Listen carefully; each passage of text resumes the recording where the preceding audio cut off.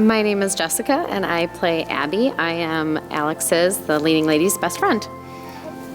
Overcoming loss is such a piece through this whole show, and relating with a loss that I had experienced previously that she had helped me through, and how I then want to step into that role. And when you see someone grieving and feeling like you have gone through it before, you can be sometimes pushy or maybe encouraging them in a way that they aren't finding relatable, or they don't want to step outside of their loss at the moment. And so the conflict between the characters of the push and the pull and how they relate together.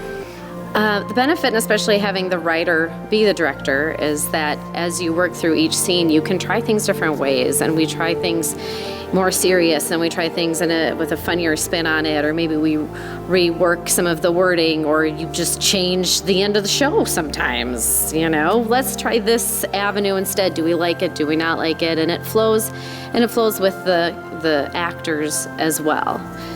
A beautiful piece of the show is how the relationships between people work together, and it's not always maybe the relationships that you expect are the ones that are going to build you up, or the ones that are going to be the pivotal ones that help carry you through hard times. The relationships and the deep friendships that you build, and the sisterhoods that you build, and how those chosen families can sometimes be the places where you find the most comfort.